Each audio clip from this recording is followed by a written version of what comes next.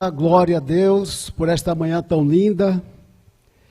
Eu peço que exercitem mais uma vez, ficando em pé, para ler um texto de 7 versos, na primeira carta aos Coríntios, capítulo 2, de 1 a 7. Eu estou com a versão ARA, é a versão da minha alegria. Gosto muito dessa versão.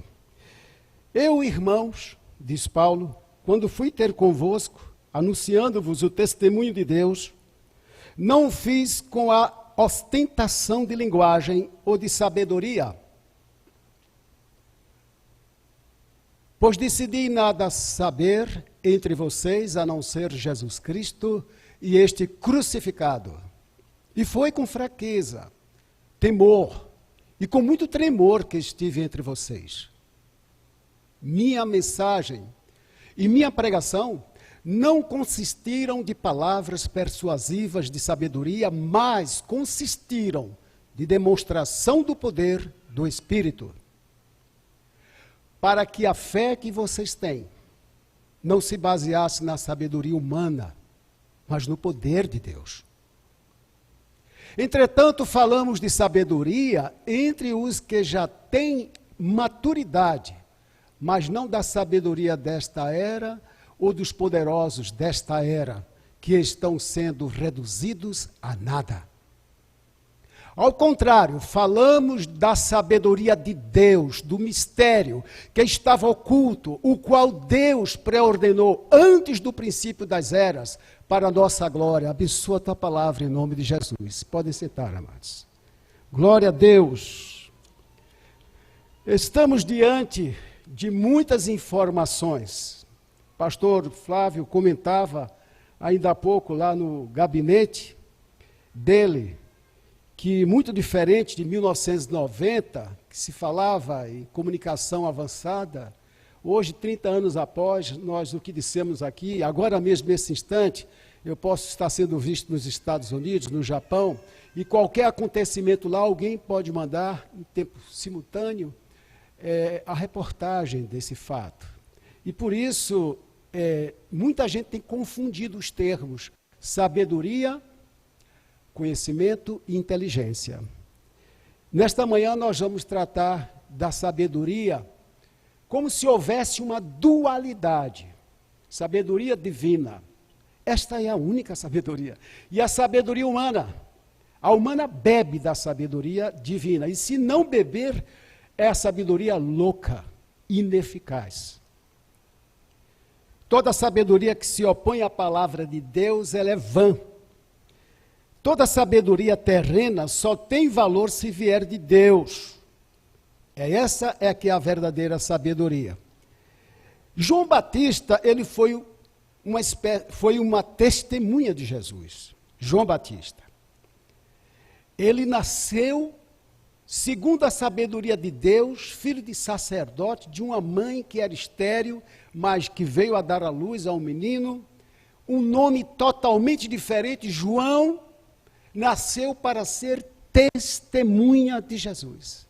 Foi o único profeta em vida que falava do Senhor que ele via e podia dizer à multidão, é ele, o Cordeiro de Deus, que tira o pecado do mundo.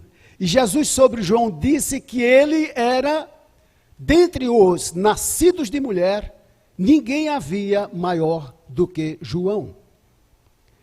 Jesus é o testemunho de Deus.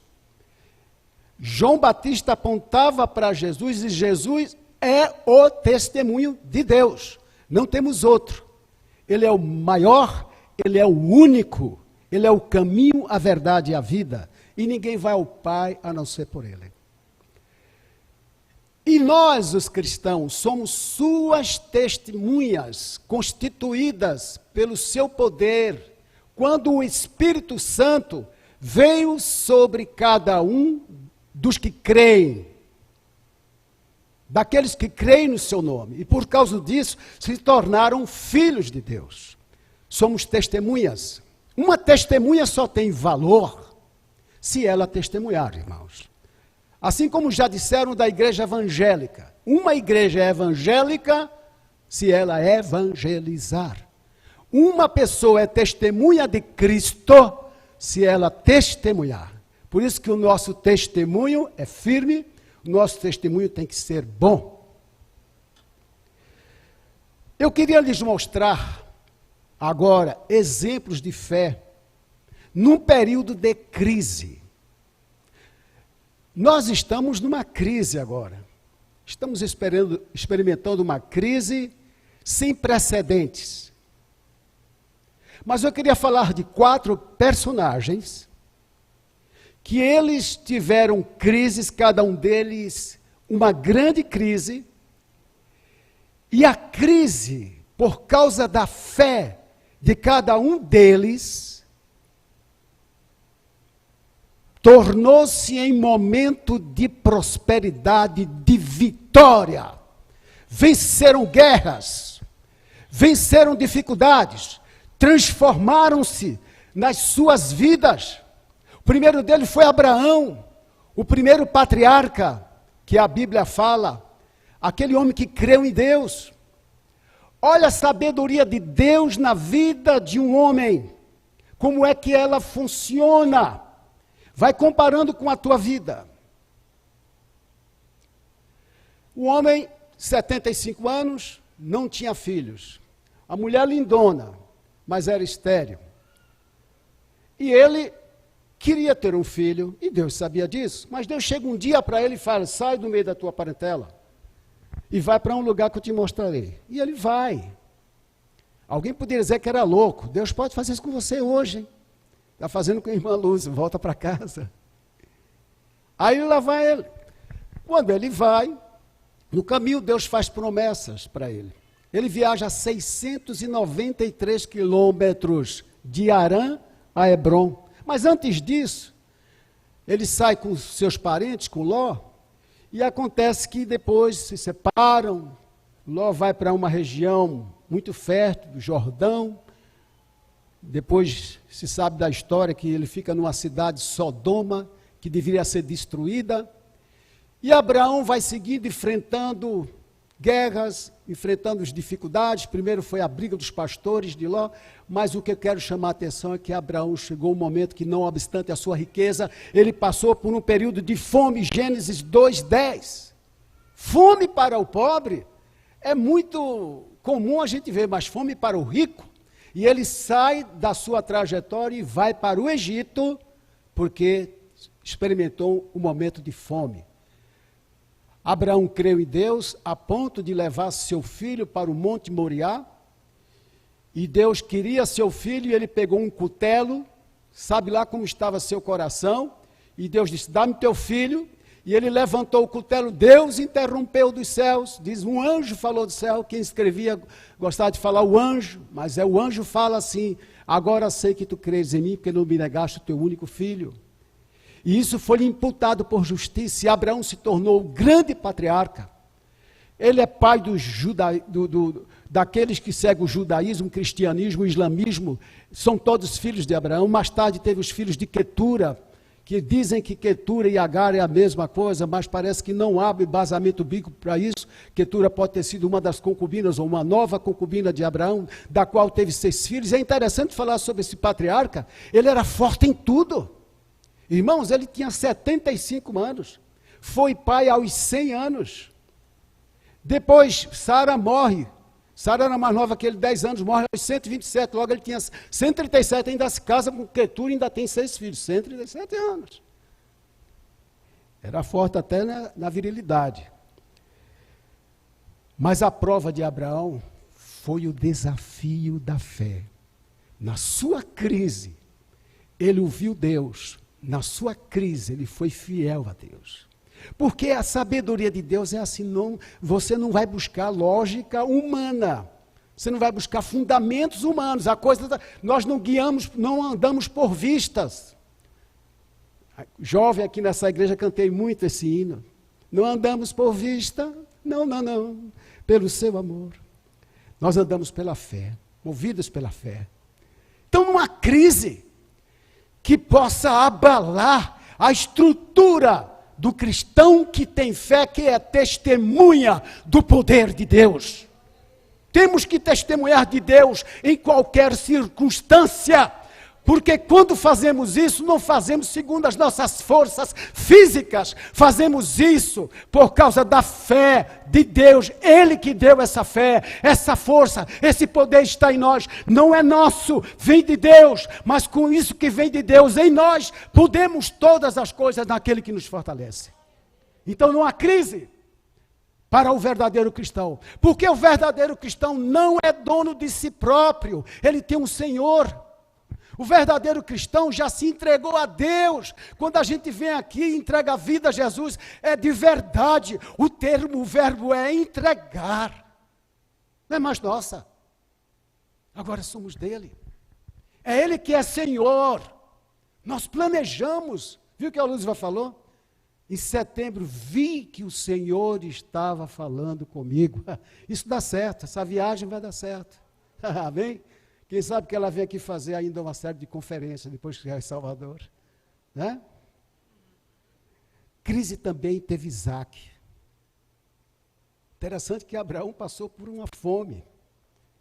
E lá, Gênesis 26:1 fala que Isaac também teve um momento de fome. E Isaac sai também lá das terras de Canaã e vai para o Egito. O que Deus tem a ver com o Egito?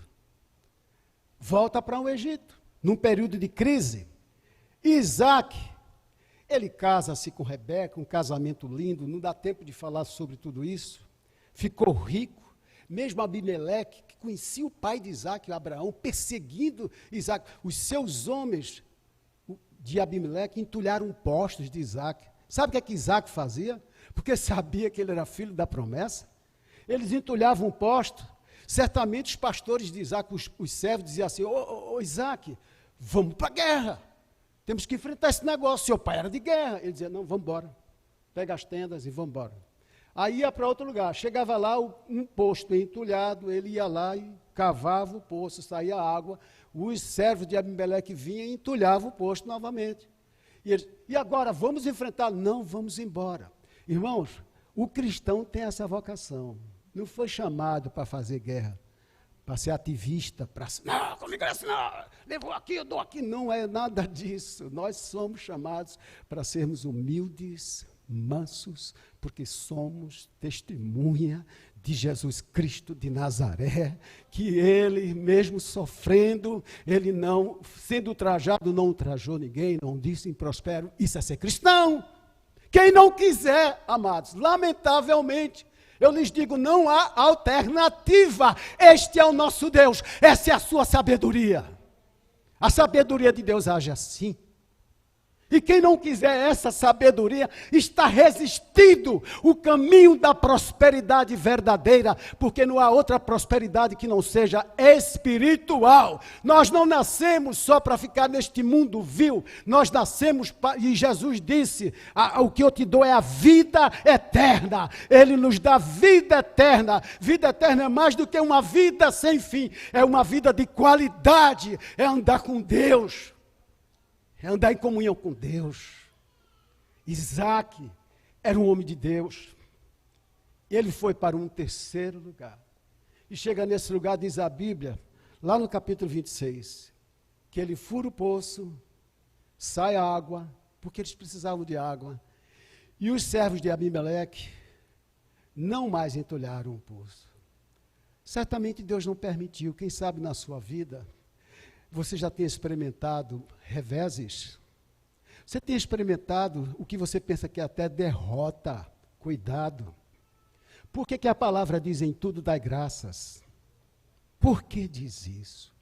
Porque sofrimento, eu leio Lutero todos os dias por causa de um livro devocional que ele tem, muito bom. Lutero diz assim: queridos, você está sofrendo alguma coisa sendo cristão? Lembra que Pedro falou?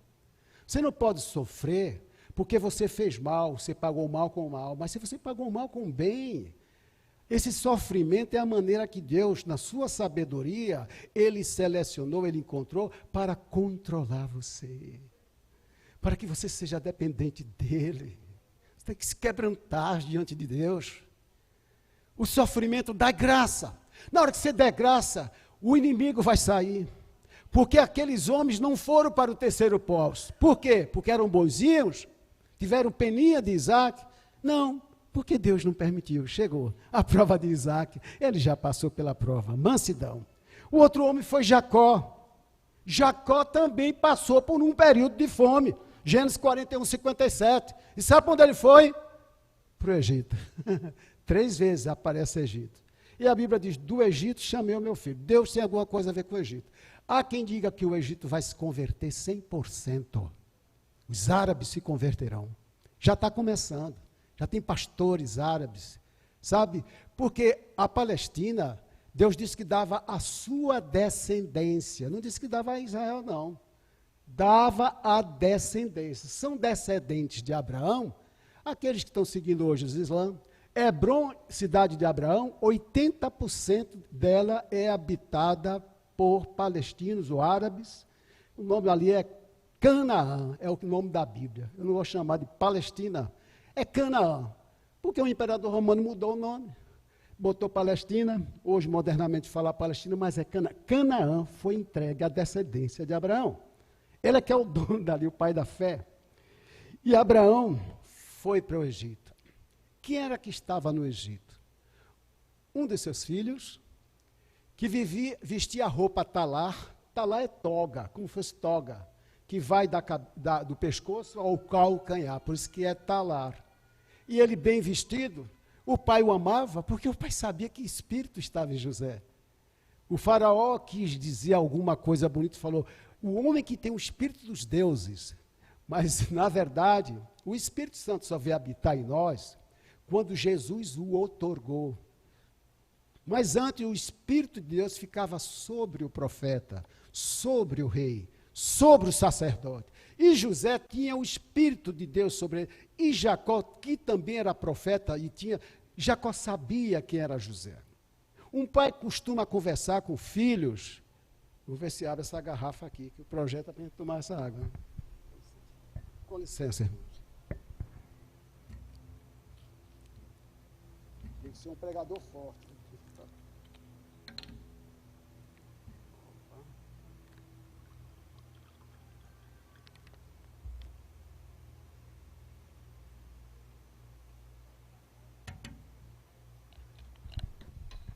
Perdão. Bom, o pai costuma conversar com o filho que lhe dá atenção. Tem filhos que faz carinho no pai, tem filhos que faz pergunta. Para um pai tagarela como eu, se o filho fizer pergunta, né? Pai, como que é isso? Eu tenho o maior prazer de responder. José devia ser esse tipo. Isso causava inveja aos irmãos. E o pai deu a ele uma roupa muito bonita, talar. Já pensaram? 11 irmãos. Um dia José foi procurá-los, porque o seu pai mandou. E José vai ter a sua maior crise emocional. A traição dos seus irmãos. Quem sabe que José admirava Rubens, Simeão, né? Dan, Azer, quem sabe? Pela valentia deles. Eram homens de guerra, eram homens que sabiam cuidar dos animais, das ovelhas, experimentados, né? Amadurecidos. É de quem a criança, José tinha 17 anos, e os jovens, eles esperam um bom testemunho, não é verdade? Por isso que nós, velhos, temos que dar bons testemunhos, as nossas cães brancas. Os adultos têm que dar bom testemunho para as crianças, não podem frustrar as suas expectativas, porque já vivemos mais, há uma presunção de que o mais velho sabe mais. E José foi lá procurá-los. Quem sabe, ei, pai estava preocupado com vocês, quem sabe demoraram muito. Aí chega lá, 2 deles começam a conspirar contra José. Ó, lá vem lá o sonhador. Porque José tinha revelado uns sonhos que eles não gostaram. A preeminência estava com José. Até seu pai e sua mãe se curvariam diante dele. E eles achavam que isso era uma prepotência. E quiseram matá-los. Rubem intercedeu. Mas depois eles chegam aqui no versículo Gênesis 37, 24. Lá está, a primeira referência de Jacó, 41, 57, deve ser revista, 29 e 30, né? 29 e 30, Jacó trabalhando, depois eu vou rever isso aqui. Mas aqui eu estou no texto 37 e 24, me referindo a José. Seus irmãos o vendem, porque Rubens intercedeu, e foi vendido aos medianitas. E depois José é levado para o Egito, vai para a casa de Potifar. Ele é visto como um homem inteligente, e ele, como inteligente, passa a ser mordomo da casa. Mas a mulher de Potifar, ímpia, ela vai querer seduzir José. José resiste, ela o acusa como sedutor e que tentou estuprá-la, certamente, por ele ser tão habilidoso e porque Deus também não permitiria uma crise superior que José pudesse suportar. José vai para a prisão, porque outros teriam matado José, mas Deus não permitiu. Quando Satanás quis acabar com a vida de Jó, Deus falou assim: só não tire a vida. Então, amados, fiquemos nós sabendo que crise é no limite que Deus permite. Pronto, amém? Não vai sair mais do que Deus permite. Então, Jó não foi destruído por Satanás, que ele quer matar, roubar e destruir, porque Deus não permitiu. Então, tua crise tem um fim e tem um limite. Então, lá vai José para a prisão. Mas na prisão, como é que se comporta José?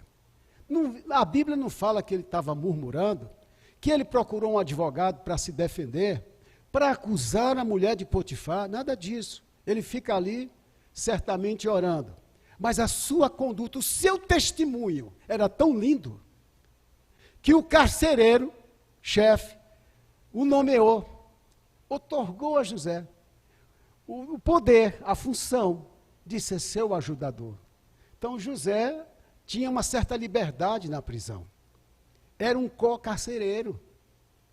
Já estava sendo útil. Olha o testemunho de um homem de Deus. Escravo na casa de Potifar vira mordomo. Na cadeia ele vira um administrador, um co-gestor da penitenciária. Então, não é maravilhoso?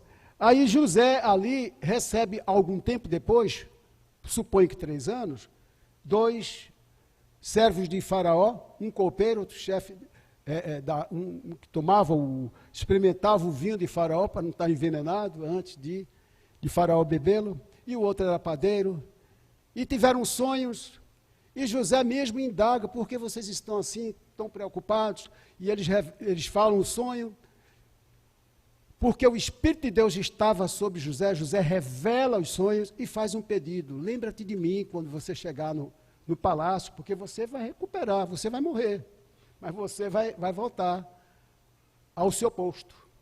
E ele voltou, mas não se lembrou de José. Então Deus trabalha. Agora Deus vai trabalhar no coração de quem tem poder, o maior poder do Egito, Faraó. Lá vai Deus colocar um sonho, Faraó, que perturba a sua alma, e ele agora queria que todos os sábios revelassem o seu sonho. Ninguém conseguiu. Onde é que vão parar? Lá na cadeia. Lá em José, porque o copeiro se lembra: agora me lembro do tempo que eu andei errado contra Faraó. Tem um jovem lá, hebreu. José já estava entre a casa de Potifar e a cadeia, 13 anos se passaram. Ele já estava com 30 anos.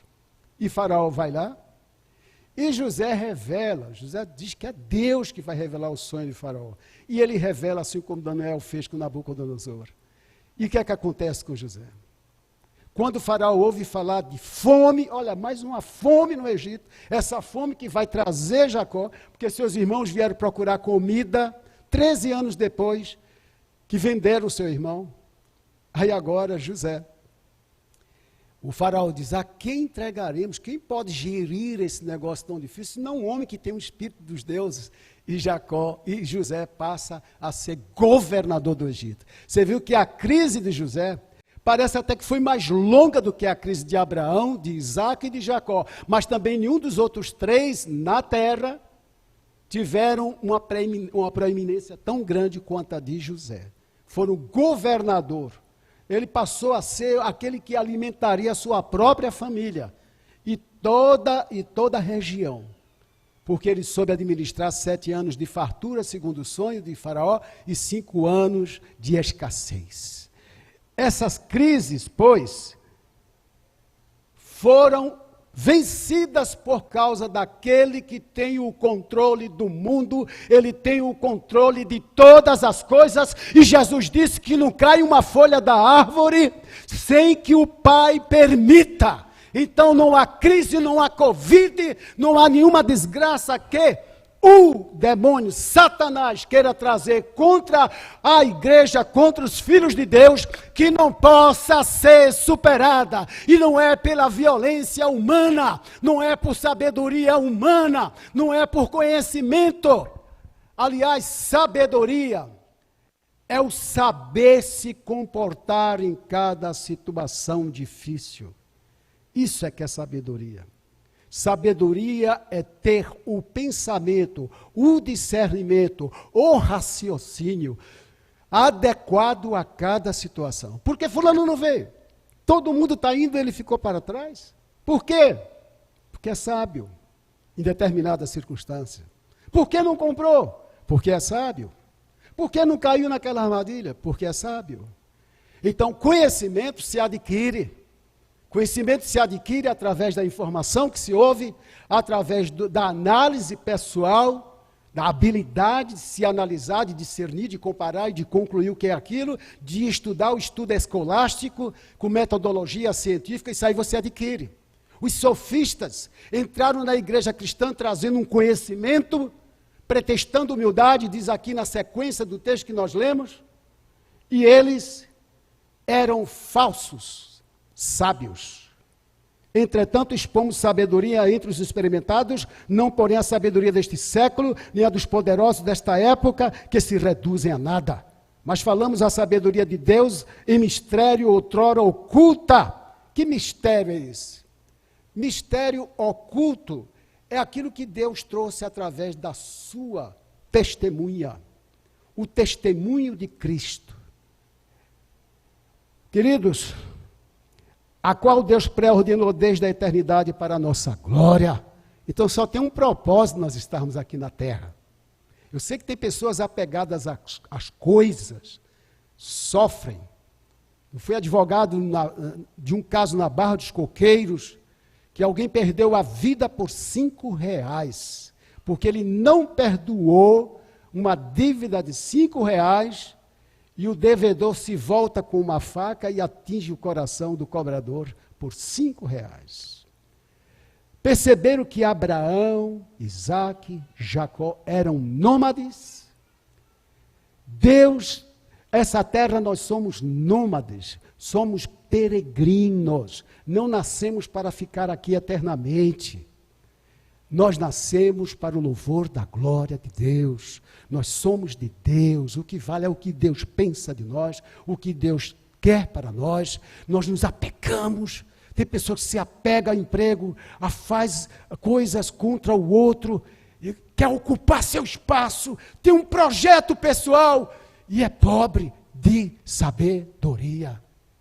A sabedoria é primeiro buscar o que Deus quer da sua vida. Às vezes somos lentos em entender. O que queres que eu faça, Senhor? Perguntaram para Jesus, Jesus, como é que eu posso fazer as obras de Deus? Como é que nós podemos fazer as obras de Deus? E Jesus disse assim, as obras de Deus é esta, que creia no Pai e em Jesus em que Ele enviou. Só isso. Se cale e se contente. Creia nele, porque Ele tem o melhor para nós. Projetos. Eu vou ter que ter um filho. Eu quero ter um filho. Se não tiver um filho, eu vou adotar. Se não tiver um filho, eu vou fazer. Nem tudo isso dá certo. Robson Cavalcante foi um pastor em Recife, que a mulher dele não tinha filho. E ele queria um filho de todo jeito. E ele adotou um. Isso não é regra, isso é exceção de dar errado. Geralmente dá certo. E é bênção adotar. Mas a vontade de Deus para cada casal, Ele tem uma vontade singular para cada pessoa, para cada casal. O que aconteceu com o Robson Cavalcante? O filho dele foi para os Estados Unidos estudar, mas lá conheceu drogas. Voltou e acontece que, infelizmente, matou o pai. Morreu de uma peixeirada. O Robson Cavalcante era pastor da igreja episcopal. Então, muitas coisas que experimentamos hoje, foi por causa da nossa obediência. Glória a Deus se estamos sofrendo. Glória a Deus. Mas foi desobediência. Esse recomeço que o pastor pregou, o pastor Paulo pregou, em setembro, ele pode ser hoje, na nossa vida. É possível recomeçar. É possível ter a sabedoria de Deus em nós. É possível ser santo. Não é com o nosso poder que vamos nos santificar a nós mesmos. É possível aprender. É possível ter uma nova vida. Eu, aos 27 anos, eu queria me matar. Eu era analfabeto, eu tinha a 3ª série do ano primário. Se eu não sei muita coisa hoje, eu sabia muito pouco aos 27. Mas quando me encontrei com Jesus, uma coisa, eu acreditei. Tudo é possível que crer. E eu queria estudar. Porque quando era pequeno eu não podia estudar. Porque meus pais não davam uniforme. Eu não tinha condição de ir para a escola. Eu era doente. Eu tinha problema de asma. Eu era gago. Mas aos 27 anos comecei a estudar. E aos 32 estava na faculdade de Direito. Já há 32 anos que sou advogado para a glória de Deus. 24 dos casos como empregado concursado advogado da Petrobras. De 24, 11 anos e meio como gerente. 5 anos como consultor de negócio. Isso é coisa de Deus, irmãos. A gente não pode fazer isso. Então hoje é possível recomeçar. Abraão, com 137 anos, teve um novo romance, casou-se com Quetura e dela teve 6 filhos. É possível recomeçar, desde que Deus te abençoe. Pai, porque Deus não quer que você ande frustrado. A sabedoria humana é você dar um jeitinho, principalmente brasileiro. Vamos terminar essa palavra agora, dizendo que em Tiago 5, ele fala, quem não tem sabedoria, peça a Deus. Deus dá a sabedoria. Essa palavra não foi escrita em vão. Se, porém, algum de vós necessita de sabedoria, peça a Deus, que a todos dá liberalmente, e nada lhes impropera, e ser-lhe-á concedida. Peça, porém, com fé, e nada duvidando, pois o que duvida é semelhante à onda do mar, impelida e agitada pelo vento. Se você acha que não tem fé, peça a fé, Senhor. Os discípulos pediram, aumenta a nossa fé. Tiago também, no versículo 1, no capítulo 1 e no verso 13 de Tiago, ele diz assim, perdão, não é 3,13, 3,13. Quem entre vós é sábio e inteligente, mostre em mansidão de sabedoria, mediante condigno proceder. Então, que nesta manhã, se você não guardar todas as palavras que foram ditas, porque veio de Deus, lembre-se de uma coisa. Primeiro, você foi chamado, veja lá em Tessalonicenses, Colossenses, chamados para ser santo, para ser manso, para ser humilde, para ser servo de Deus. Aqui na terra você é peregrino, você é testemunha. Se você é testemunha, você tem que testemunhar. Eu tenho que testemunhar, onde quer que eu estiver. Eu tenho que testemunhar esse amor tão grande de Jesus. E você foi chamado para testemunhar. Senão você não é testemunha de Cristo. Em qualquer conversa, testemunhe o poder de Deus na sua vida. Vamos falar menos de Covid e mais de Jesus. Nascemos para Deus. A sabedoria ineficaz de Nabucodonosor, revelação do sonho dele.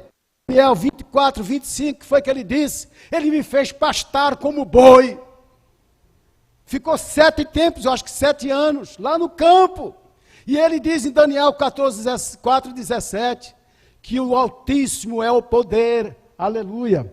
Não há outro como Deus, que ele é o único, ele fez um decreto, Daniel 4, 17, Nabucodonosor falando da sabedoria divina.